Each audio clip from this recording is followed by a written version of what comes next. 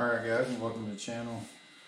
So today I'm going to be taking this bike and breaking down, for a lot of you guys have been asking questions on Facebook and Instagram as to what it takes to build, a 500 horsepower ZX14. This video will be a lot similar to what Joe STI did. He just released like 6 months ago a video breaking down a $40,000 Turbo Hayabusa build. Both bikes right now are right around the same price point. The only large difference is I bought this bike brand new, and he picked up his Hayabusa for $8,500. So the end price will be a little different.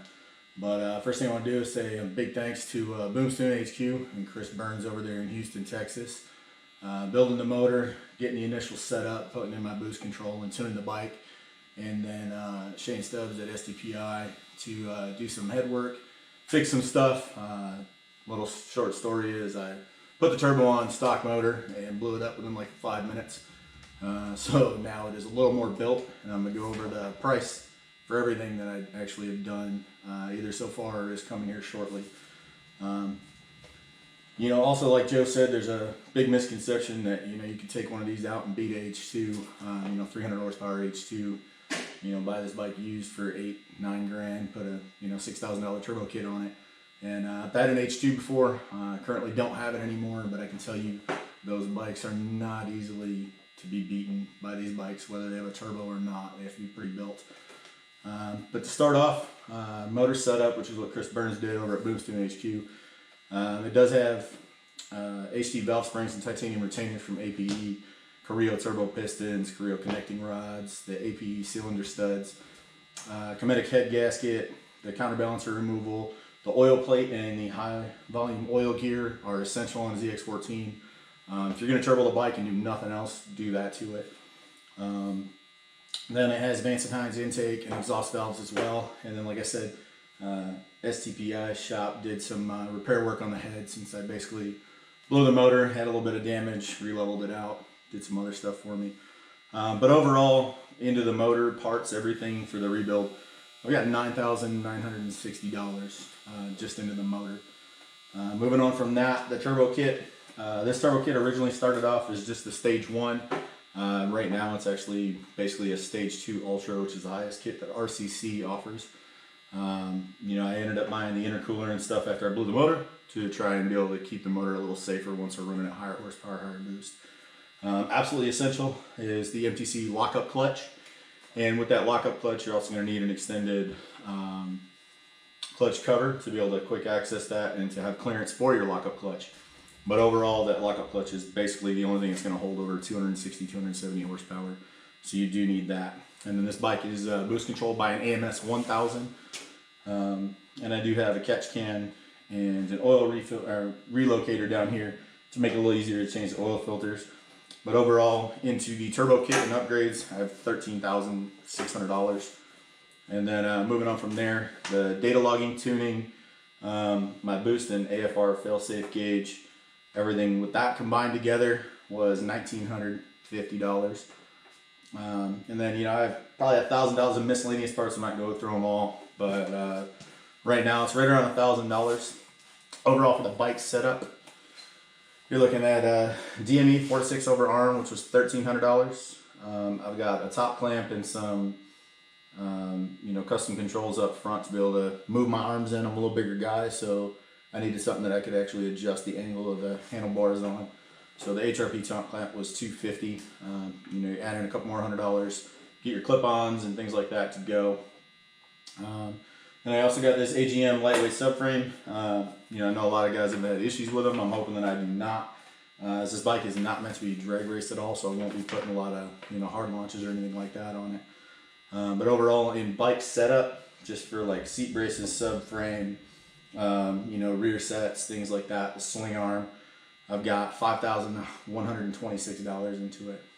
Now bodywork, this bike runs the Montgomery Motorsports carbon fiber headlights to be able to eliminate some of the weight up front. And right now, big shout out to Eric Strickland, is doing some custom body work to close up the air intake vent on the front fairing. So hopefully once we get that back, we'll be able to do some walkthroughs with the body work on. And then just, little things after that, carbon fiber fender, carbon fiber fins, things like that. I've got another $2,000 into the body work. And then one or two ways I'm going, either BST carbon fiber wheels, or I'm going to put back on my purple Core Moto wheels. But you know, if you do BSTs with ceramic bearings, you're looking at another $4,500 just for that. And then I have to still get up my rear suspension shocks to be another $1,500, and probably about $800 or $900 into an auto shift RSR air shifter as well. So you know, looking at that stuff, depending upon if you go with carbon fiber wheels, you're looking at $6,685. If you go a little less expensive, you know, you can probably get Core Moto billet wheels for right around $3,000. Just a little heavier, but really not a huge difference. So I'm still deciding between those, and that'll knock another $1,000 off. But overall, you know, I paid about $14,000 to $15,000 for the bike, brand new in 2016. And I've been working on it ever since. I live out in Washington now, so I don't have much chance to race it or ride it with the current conditions that I'm in out here. But overall, today I've spent $48,728. And like I said, that brings in right near where Joe said his Turbo Hayabusa was, $40,000. You know, the other $7,000 on that is going to be the extra price of the bike. Like I said, he picked up a Gen 2 Busa for $8,500, which is an awesome deal for a clean bike. This one, unfortunately, I bought brand new and ended up blowing the motor pretty quickly. You know, overall though, my goal of this bike is just to go as fast as possible. Right now, it'll make over 300 on pump gas, and it'll make over 500 on other fuels. So, you know, it can be turned up. I can put more boost on it with the AMS 1000. And eventually I'm going to end up going with a standalone ECU and probably go the max ECU race. But in order to do that, I have to move back to Texas here. That way when I put that ECU in, it can immediately go back to the shop and I can get it retuned through that ECU. But that'll help eliminate a lot of the stock wiring weight. But you know, this thing's fully street legal. I know you can't see it and have any body work on it, but it does have, you know, headlights, turn signals. It'll have a license plate at some times, other times not, but it is fully street legal. Ridden about 2,000 miles since Chris Burns built the motor from Boomstoon HQ. And, you know, 2,000 miles on 300 horsepower, low boost isn't too bad. It's been turned up a handful of times. I know he did a lot of testing on it, and this setup has gone over 230 miles an hour already.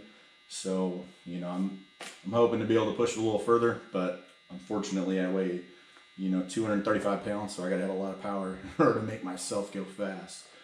But other than that, there's gonna be more breakdown videos coming.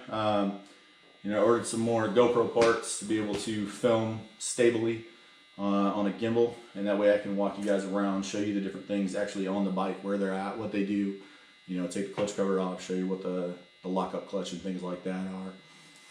You know, but overall, Joe's absolutely right. I think it's a big misconception that you can just buy, you know, an $8,000, $9,000 bike, throw a $5,000 turbo kit on it, and just be killing everything on the street. Unfortunately, that's not true. You know, over 500 horsepower, goes 230 miles an hour.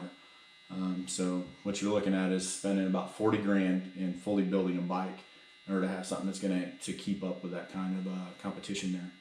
But other than that, check us out. Check out some of the other videos. I do have a Texas Mile.